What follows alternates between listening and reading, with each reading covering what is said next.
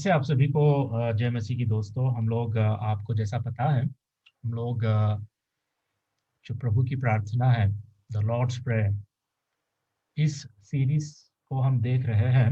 मैं अपना screen share करता हूं। ठीक है। हम लोगों ने पहले भाग में देखा था, हे हमारे पिता तू जो स्वर्ग में है।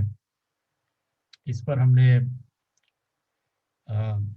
वचन को देखा था कि इसका अर्थ क्या है। दूसरे भाग में हमने देखा था पिछले हफ्ते, पिछले संडे, तेरा नाम पवित्र माना जाए।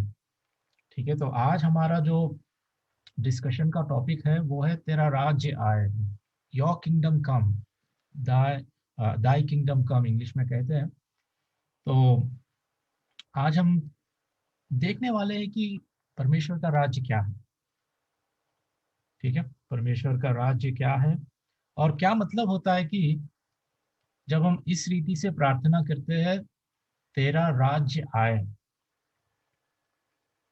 ठीक है। जैसे मैंने 2 हफ्ते पहले मैंने आपको बताया था, जब हमारा पहला भाग, फर्स्ट पार्ट हमने देखा था, प्रभु ने इस प्रार्थना को, प्रभु की इस प्रार्थना को अपने चेलों को सिखाने के पहले, प्रार्थना किस रीति से करना चाहिए हमें, इन बातों को सिखाने से पहले प्रभु ने प्रार्थना किस रीति से नहीं करना चाहिए, हाउ नॉट टू प्रे, इन बातों को मत्ती रचित सुसमाचार के 6वें अध्याय में हम देख सकते हैं, क्योंकि वो बहुत जरूरी था। प्रार्थना किस रीति से नहीं करना चाहिए, पहले परमेश्वर ने, प्रभु ने हमें वो सिखाया। उसके बाद फिर इस रीति से आप प्रार्थना कीजिए कहकर 9 से 13 तक, जो आप स्क्रीन पे देख रहे हैं, 9 से 13 तक प्रभु ने हमें सिखाया।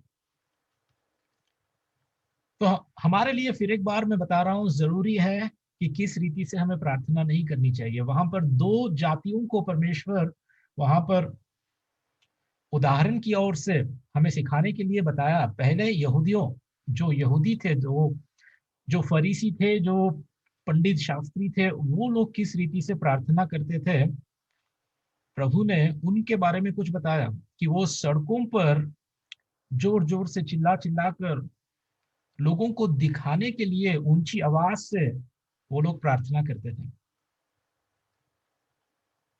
तो प्रभु ने कहा आप ऐसा नहीं करना चाहिए। आपको गुप्त में, जो पिता तुम्हारा गुप्त में देखकर तुम्हें प्रतिफल देता है, गुप्त में अपनी कोठरी में जा, अपना दरवाजा बंद कर और गुप्त में प्रार्थना कर, क्योंकि जो परमेश्वर पिता गुप्त में है वो तुझे गुप्त में प्रतिफल देगा। तो पहली बात यह है कि प्रभु ने ये कहा कि यहूदियों की तरह, जो फरीसी हो या जो पंडित शास्त्री हो, जो सड़कों पर दिखावे के लिए प्रार्थना करते हैं, उनकी तरह मत किया करो। बिल्कुल उसी तरह आज भी अगर प्रभु इन बातों को आज की इस मसीहत की इस जगत में, इस पीढ़ी में अगर प्रभु होता, तो वो हमसे यही कहता कि जब आप किसी संगति को जाते हो, किसी कलीसिया को जाते हो, कहीं मंडली में, कोई प्रेयर मीटिंग में, कहीं पर आप अटेंड करते हो, तो आपको कैसे प्रार्थना नहीं करनी चाहिए। क्योंकि आज प्रार्थना के नाम से सिर्फ लोग अपनी ही प्रशंसा के लिए कि हम कितने आत्मिक है, ये दिखाने के लिए अपनी प्रार्थना के द्वारा बहुत जगहों पर, बहुत कलीसियाओं में, बहुत मीटिंग्स में बड़ी बड़ी शब्दों से, बड़े बड़े ऊंची आवाज से, बड़े बड़े ऐसे शब्द इस्तेमाल करके प्रार्थनाएं होती है। मैं ये नहीं कह रहा हूं कि वैसे नहीं करना चाहिए, लेकिन हमारा जो मोटिव है, हमारा जो उद्देश्य है, मैं उसके बारे में बात कर रहा हूँ कि क्या हम लोगों को दिखाने के लिए हम प्रार्थनाएं करते हैं।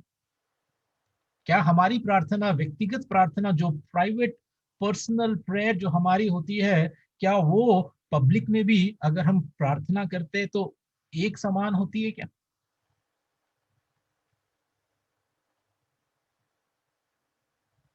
जब हम लोगों के बीच में हम प्रार्थना करते हैं तो क्या हमारे प्रार्थना करने का ढंग बदल जाता है?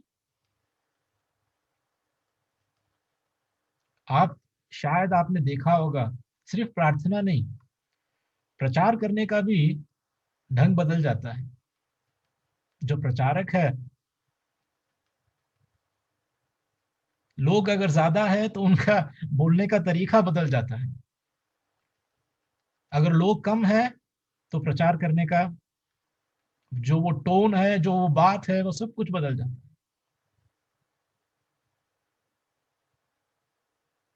तो प्रभु ये नहीं चाहता हमसे कि हम अ, अपने प्राइवेट लाइफ में, अपने पर्सनल प्रेयर्स में हमारी प्रार्थना कुछ और रहे, और जब हम पब्लिक में प्रार्थना करें तो उन यहूदियों की तरह रहे, उन फरीसियों की तरह रहे जो सिर्फ लोगों की प्रशंसा के लिए, कि दिखावे के लिए कि मैं कितना आत्मिक हूं,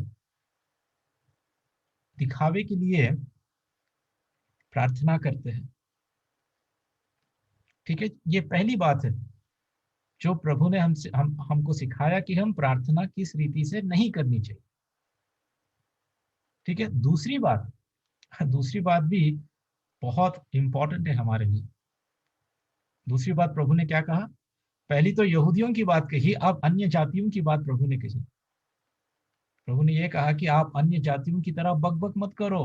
उनको ये लगता है कि बहुत बोलने से, बार बार मांगने से, बार बार पूछने से, बार बार एक ही बात करने से उनकी प्रार्थना सुनी जाती है।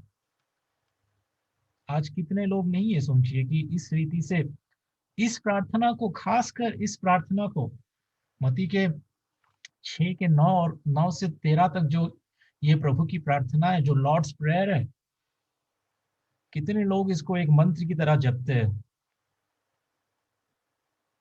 सुबह उठ के यही प्रार्थना करते हैं, रात को सोने से यही प्रार्थना करते हैं, बच्चों को भी स्कूल में यही सिखाया जाता है। अगर कोई क्रिश्चियन स्कूल है, क्रिश्चियन कॉलेज है, तो ये प्रार्थना एक मंत्र की तरह जब रटते हैं, बस जपते रहते हैं। कोई मतलब नहीं, कोई पहचान नहीं इस प्रार्थना की, क्या मतलब है, क्यों इस प्रार्थना को प्रभु ने इस रीति से करने को कहा। Word to word, word to word.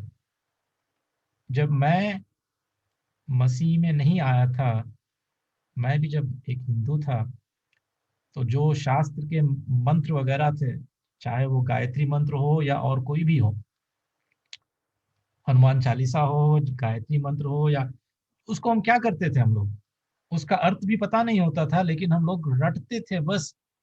हर सुबह शाम बस उसी को हम मंत्र की तरह बार बार बार बार बक बक करते ही रहते थे। बिल्कुल उसी तरह दोस्तों,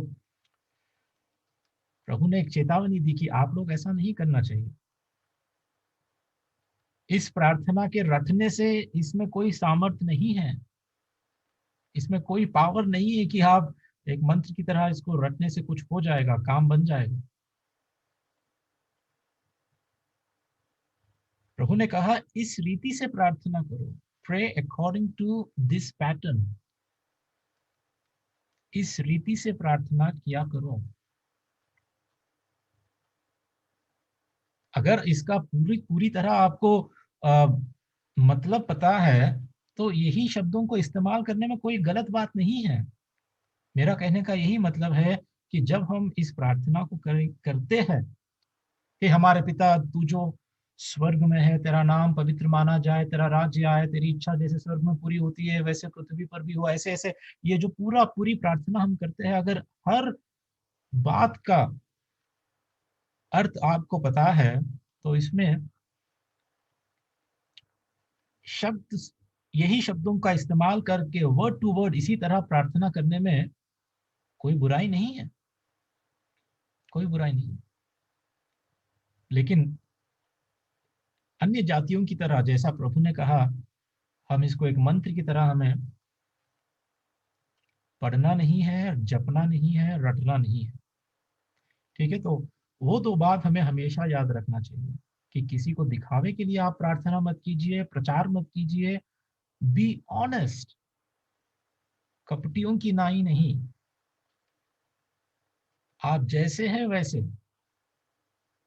हमें सिर्फ और सिर्फ प्रभु को खुश करना है। हम प्रार्थना कर रहे हैं प्रभु के लिए, जैसे भी आपको आता है, दिल से। और वही प्रार्थना सुनी जाती है, वही प्रार्थना प्रभु के आगे कबूल की जाती है। प्रभु सबसे बढ़कर हमारे दिल को देखता है, हमारे दिल की जो सच्चाई है उसको देखता है। हम कितने ऑनेस्ट हैं, प्रभु वो देखता है। ठीक है, तो पहले हमने देखा फर्स्ट पार्ट में, हे हमारे पिता तू जो स्वर्ग में है। दूसरे भाग में हमने देखा तेरा नाम पवित्र माना जाए। इसका मतलब क्या होता है, इन दोनों भागों में हमने सही रीति से जानने की कोशिश की। आज तीसरे भाग में मैं ज्यादा समय नहीं लूंगा, अगले 10-15 मिनट में मैं खत्म कर दूंगा। तेरा राज्य आए, इसका क्या मतलब है? ठीक है, तो पहली बात हमें सोचना है, राज्य इंग्लिश इंग्लिश में किंगडम कहते हैं। तो इसका मतलब क्या है? प्रभु का राज्य मतलब, परमेश्वर का राज्य मतलब क्या होता है?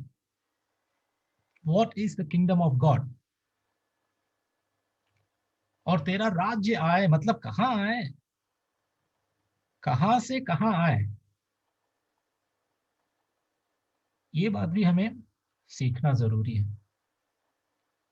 क्या परमेश्वर का राज्य मतलब जो स्वर्ग है,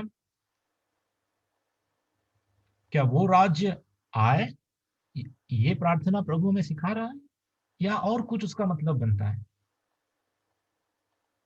ठीक है, इन बातों को हम आगे बढ़कर थोड़ा सा हम ध्यान करेंगे। तेरा राज्य आए, योर किंगडम कम। ठीक है, किंगडम ऑफ गॉड, मती रचित सुसमाचार में, in the gospel of Matthew. ठीक है, मती जब लिखता है तो मती बहुत बार स्वर्ग का राज्य इस शब्द को इस्तेमाल करता है, द किंगडम ऑफ हेवन। स्वर्ग का राज्य, स्वर्ग का राज्य। आप देखिए, सिर्फ और सिर्फ मती की किताब में ही आपको ये शब्द दिखाई देता है, स्वर्ग का राज्य, द किंगडम ऑफ हेवन। और नए नियम में और कहीं पर भी इस शब्द का इस्तेमाल नहीं किया गया। हर जगह परमेश्वर का राज्य, द किंगडम ऑफ गॉड, इस बात को उपयोग किया गया है। तो एक बात हमें समझ लेना चाहिए, जब मत्ती रचित सुसमाचार में किंगडम ऑफ हेवन, स्वर्ग का राज्य की बात हुई है, तो वो परमेश्वर के राज्य की बात है। उसमें कोई फर्क नहीं है, कोई अंतर नहीं है। स्वर्ग का राज और परमेश्वर का राज दोनों एक ही है। आप कंफ्यूज मत होइए। ठीक है, इस बात में आप कंफ्यूज मत होइए कि what is kingdom of God, what is kingdom of haven. क्या इन दोनों में कोई अंतर है? कुछ नहीं है, एक ही है। ठीक है, लेकिन है क्या, हमें वो जानने की हमें कोशिश करना है। जो यहां पर तेरा राज्य आए, परमेश्वर का राज्य आए, राज्य, किंगडम का मतलब क्या है, वो हमें सोचना जरूरी है। देखिए, किंगडम ऑफ गॉड, परमेश्वर का राज्य, इसको अगर इसको हम डिफाइन करते हैं, इसको अगर हम परमेश्वर के वचन के आधारित पर अगर हम सोचते हैं कि ये है क्या, तो एक शब्द में मैं आपको, एक सेंटेंस में आपको मैं ये बताना चाहता हूं कि परमेश्वर का राज्य वह क्षेत्र जहां परमेश्वर शासन करता है। The sphere over which God rules, that is the kingdom of God. वह क्षेत्र, वह क्षेत्र जहां परमेश्वर शासन करता है, वो जगह जहां पर परमेश्वर का शासन होता है, परमेश्वर अधिकारी है, परमेश्वर रूल करता है, उसको हम कहते हैं किंगडम ऑफ गॉड। रोमियो की पत्री में, रोमियो की पत्री में 14 का 17, ठीक है, मैं एक बार आपको पढ़ के सुना देता हूं। रोमियो की पत्री का 14 का 17, वहां पर ऐसा लिखा है, क्योंकि परमेश्वर का राज्य खाना पीना नहीं परंतु धर्म और मेल मिलाप और वह आनंद है जो पवित्र आत्मा से होता है। ध्यान से सुनिए इस बात को, ठीक है। यहाँ पर पौलुस रोमियो की कलीसिया को यहाँ पर कहता है कि परमेश्वर का राज्य खाना पीना नहीं है। और ये बात यहाँ पर अगर आप कॉन्टेक्स्ट में देखोगे, हिस्टोरिकल कॉन्टेक्स्ट में देखोगे कि यहाँ क्यों इस बात को पौलुस लिखने की जरूरत पड़ी पौलुस को, क्योंकि वहां पर खाने पीने के बारे में जो यहूदी थे, गैर यहूदी थे, जो खासकर जो शाकाहारी थे, मांसाहारी शाकाहारी, इन दोनों के बीच में जो पशु पक्षियों को खाते थे और जो साग पात खाते थे, दोनों विश्वासी ही थे, लेकिन इन दोनों के बीच में रोमियो की कलीसिया में थोड़ा सा भेदभाव हुआ था। तो वहां पर उस भेदभाव को सही करने के लिए रोमियो का 14 अध्याय अगर आप पढ़ोगे तो वहां पर पौलुस कई बातें कहता है कि खाने पीने में कुछ नहीं है। कोई अगर मांस मछली खाता है, कोई साग पात खाता है, तो इसमें कोई फर्क नहीं है। और ये सारी बातें कहते हुए पौलुस 17 वचन में आके ये कहता है, ठीक है, उनको समझाने के लिए पौलुस ये कहता है 17 वचन में, परमेश्वर का राज्य खाना पीना नहीं है परंतु धार्मिकता और मेल मिलाप और आनंद है जो पवित्र आत्मा से होता है। मतलब जब पवित्र आत्मा आपके मेरे दिलों में बसता है, परमेश्वर का खुद का आत्मा हमारे दिलों में जब बसता है, उस आत्मा के बसने के कारण, ठीक है, because of the presence of the Holy spirit, उस आत्मा के हमारे अंदर बसने के कारण हमारे अंदर जो धार्मिकता और मेल मिलाप और आनंद जो उत्पन्न होता है ना, वो परमेश्वर का राज्य है। एक बात में अगर आपको समझाऊं तो what is the kingdom of God, क्या है परमेश्वर का राज्य? The presence of the Holy Spirit in our lives and in our hearts. पवित्र आत्मा की उपस्थिति हमारे मनों में, हमारे जीवन में ही रहना परमेश्वर का राज्य है, और जिसके कारण हमारे अंदर धार्मिकता, मेल मिलाप और आनंद उत्पन्न होता है। और जहां पर पवित्र आत्मा रहता है, जिस क्षेत्र में, अगर वो क्षेत्र आपका जीवन है, तो उसकी हुकूमत, उसका रूल, उसका अधिकार वहां पर होता है।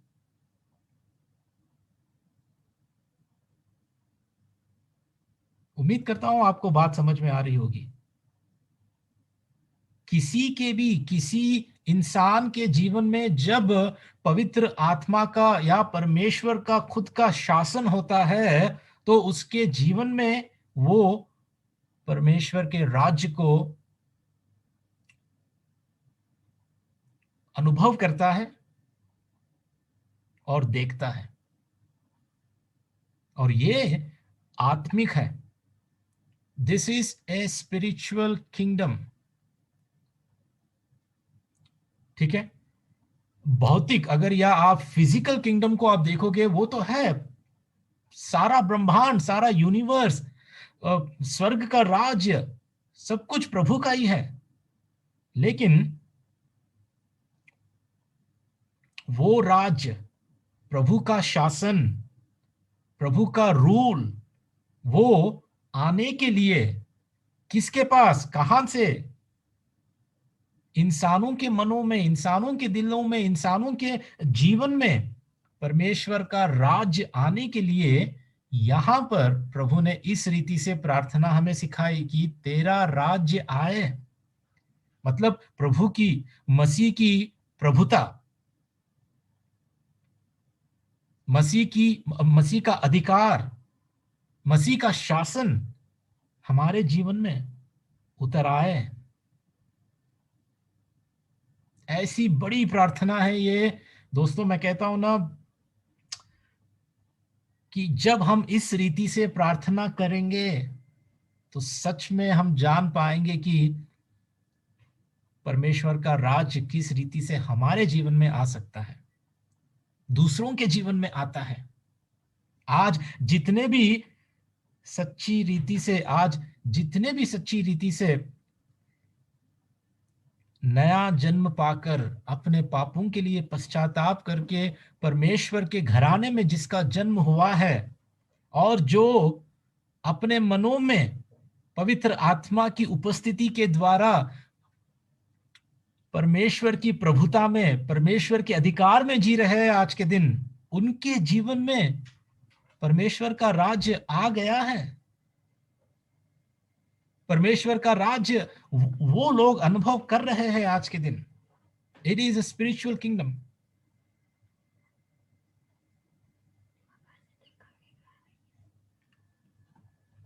तो याद रखिए, किसके मन में, किसके जीवन में परमेश्वर का राज्य आएगा, किसके जीवन में, किसके दिलों में, जो लोग परमेश्वर को अलाव करते हैं,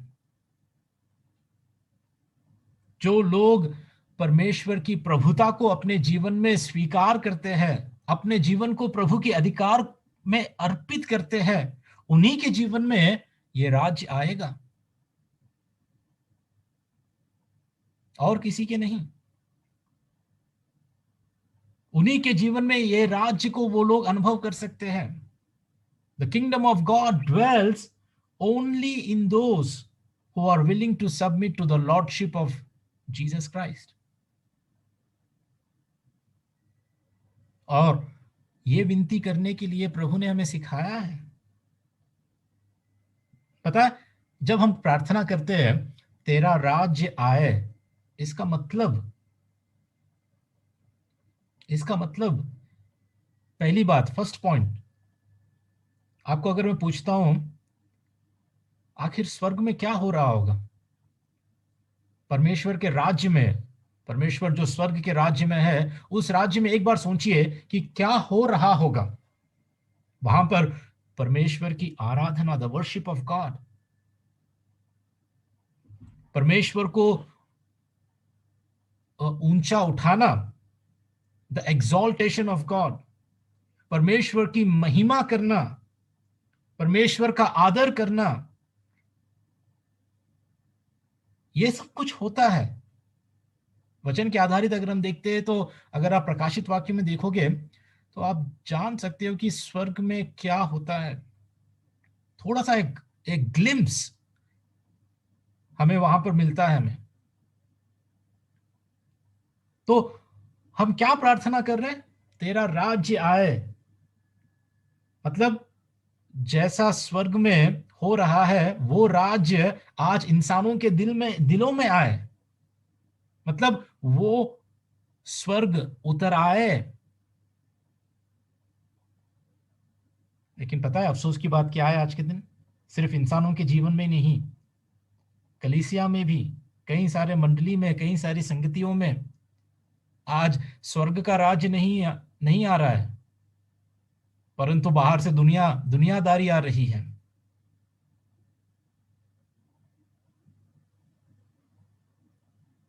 ऊपर से स्वर्ग का राज उतर आना चाहिए हमारे बीच में, हमारे जीवन में, हमारी कलीसिया में, लेकिन उसके बावजूद दुख की बात कभी कभी ये है कि दुनिया, ये संसार, दुनियादारी हमारे बीच में कहीं ना कहीं से हमारे बीच में आ रही है। तो आज हमें फिर एक बार जांच लेना चाहिए, परख लेना चाहिए कि क्या परमेश्वर का राज्य सच में मेरे जीवन में है? क्या प्रभु का अधिकार मेरे जीवन में है? क्या उस स्वर्ग के राज्य, उस राज्य, जो तेरा राज्य आए, जो प्रार्थना यहां पर है, क्या वो सच में मेरे जीवन में हो रहा है? आया है क्या प्रभु का राज्य आपके जीवन में? अगर आया है परमेश्वर की उपस्थिति, मतलब पवित्र आत्मा की उपस्थिति, the presence of the Holy spirit अगर आपके मनों में है, तो क्या धार्मिकता, मेल मिलाप और आनंद आपके जीवन में आप अनुभव कर पा रहे हैं?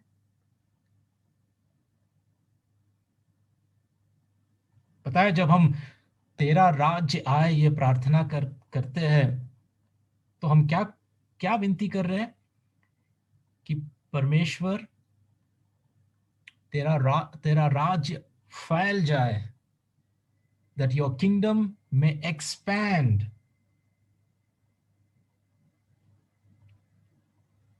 हमारे मनों में, जो मसीह को नहीं जानते, जो अन्य जाति है, जो गैर मसीही है, उनके जीवन में तेरा राज्य आए। मतलब हम लोग क्या प्रार्थना कर रहे हैं पता है?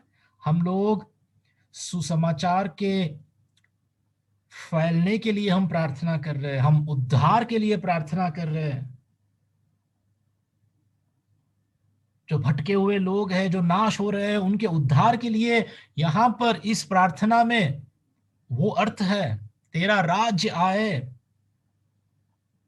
परमेश्वर, हमारे परिवार में मेरी माँ है, मेरे पिता है, मेरे भाई बहन है, मेरे बच्चे हैं, या मेरी पत्नी है, या मेरा पति है, तेरा राज्य आए उनके जीवन में। कितनी जरूरी प्रार्थना है, सुनिए एक बार। कितनी इंपॉर्टेंट, कितनी महत्वपूर्ण प्रार्थना है ये। और इस प्रार्थना को हम समझते नहीं है, और ऐसे ही हम अगर बोलते रहते हैं, तो उसमें बिना कोई मतलब के, कोई सही मतलब के, ऐसे ही हम अगर इस प्रार्थना को करते हैं, तो हम कितना इग्नोरेंट है हम लोग, कितने नादान है हम लोग। इस प्रार्थना का मतलब है कि प्रभु, तेरा राज्य आए मेरे जीवन में। जो तुझे नहीं जानते अभी भी मेरे परिवार में हो, मेरे समाज में हो, मेरे साथ जो काम कर रहे हैं, उनके जीवन में तेरा राज्य आए। प्रभु की उद्धार के लिए इस प्रार्थना है। उम्मीद करता हूं कि आपको कुछ ना कुछ आज समझ में आया होगा कि जब हम प्रार्थना करते हैं तेरा राज्य आए, योर किंगडम कम, तो हम क्या प्रार्थना कर रहे हैं। ठीक है, मैं एक लास्ट बात बता के मैं खत्म करना चाहता हूं। अगर आप स्क्रीन पे देख रहे हो, तो ये जो बात यहां पर लिखी गई है दोस्तों, एक बार ध्यान से सुनिए। जिम पैकर, ठीक है, ये भक्त, प्रभु के ये दास ने ऐसा कहा, the prayer of a Christian is not an attempt to force God's hand, but a humble acknowledgement of helplessness and dependence. ठीक है, मैंने हिंदी में भी ट्रांसलेट करके मैंने यहाँ पे रखा है, क्योंकि हमारे लिए जानना जरूरी है। एक मसीही की प्रार्थना परमेश्वर के हाथ को मजबूर करने का प्रयास नहीं है। हम परमेश्वर को मजबूर नहीं कर सकते कि प्रभु तू अब कर, अब मेरे लिए ये करना है तो करना है बस। मसीह की एक प्रार्थना ऐसी प्रार्थना नहीं होती है, लेकिन असहायता और निर्भरता की एक विनम्र स्वीकृति है। क्या है? जब आप हेल्पलेस हो, बेबस हो, बेसहारा हो, आप आप पूरी तरह सिर्फ परमेश्वर पर आप निर्भर हो, वो सच्ची प्रार्थना है। प्रार्थना का मतलब होता क्या है? We are depending on God, we are helpless, हम कुछ नहीं कर सकते, हमसे कुछ हो नहीं सकता। परमेश्वर के हाथ को हम मजबूर नहीं कर सकते या जबरदस्ती नहीं कर सकते, वी कैनॉट फोर्स। लेकिन हम अपने आप को असहाय या बेबस या बेसहारा जानकर परमेश्वर पर पूरी तरह निर्भर होते हैं ना, असली प्रार्थना वही है। That is the true prayer. और ये पहचान हमारे अंदर आना बहुत जरूरी है दोस्तों, बहुत जरूरी है। वी हैव टू रिकॉग्नाइज, ये हम पहचानना हमारे लिए जरूरी है कि हम हेल्पलेस है, और परमेश्वर उस लेवल तक हमें लेकर आएगा जहां पर हम कह सकते हैं कि प्रभु अब मैं नहीं, अब मैं कुछ नहीं कर सकता, मैं हाथ उठा रहा हूं, बस अब तू ही है, मेरी सहायता कहां से आएगी। मैं तेरी ओर अपने आंखें उठाता हूं, मैं जानता हूं कि सिर्फ केवल तू ही है जो मेरी सहायता कर सकता है।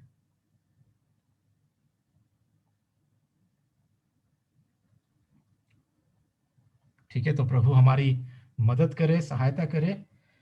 छोटी सी एक प्रार्थना करके हम समाप्त करेंगे। आप जहां पर भी है अपने आंखें बंद करके, तेरा राज्य आए, इस प्रार्थना का महत्व जो है, इस प्रार्थना का जो इंपॉर्टेंस है दोस्तों, आपने सुना ही है। हम छोटी सी प्रार्थना करके समाप्त करेंगे।